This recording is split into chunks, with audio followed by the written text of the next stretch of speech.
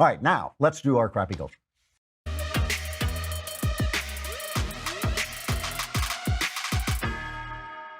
So speaking of this narrative, this idea of dishonest narrative, today, in one of the very rare times, I almost never do this, I actually wrote a letter to the editor.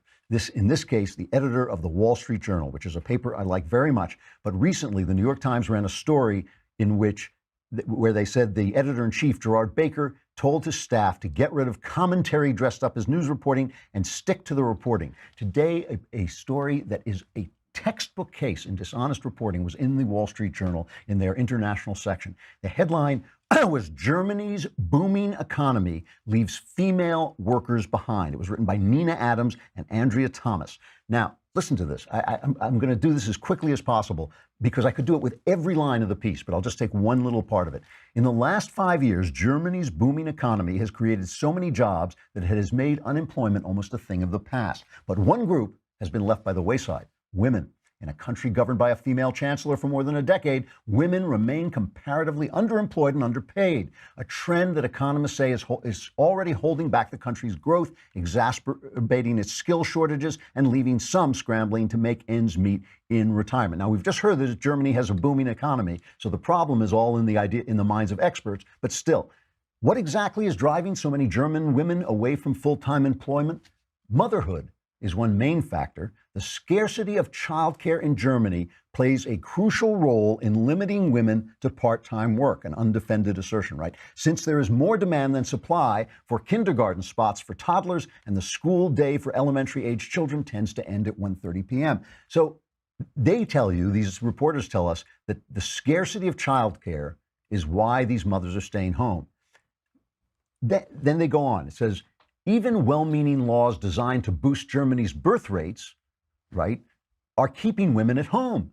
An entitlement to generous parental leave creates an incentive for young mothers to take long, career-damaging breaks, experts say. Now, down below, they actually ask the German women, would German women, even with more encouragement, really want to work more? Surveys show most German women don't think mothers of small children should work full-time.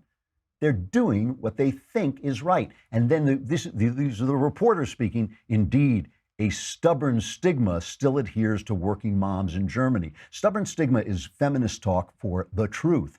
Women want to stay home. They want to stay home and take care of their babies. It's one of the chief joys of life. It's so much more important than what any stupid corporation does anywhere. It is the central occupation of humankind, being a homemaker and a mom, and these women want to do it. Every line of this article is dishonest like that. Every single one is a piece of feminist editorializing.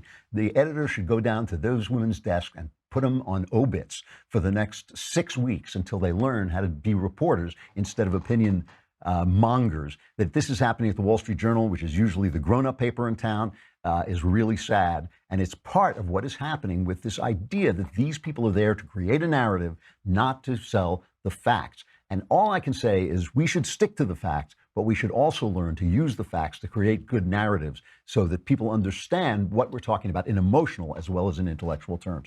Tomorrow, we don't know who we're getting. We're still getting a guest, but we have different guests, so I won't say, but it's going to be fantastic. Whoever it is, it'll be terrific. We may even have that kid, David Hogg, on, just slap him around for half an hour. All right, I'm Andrew Klavan. This is The Andrew Klavan Show. Welcome back to the Klavan-filled week. We'll see you again tomorrow.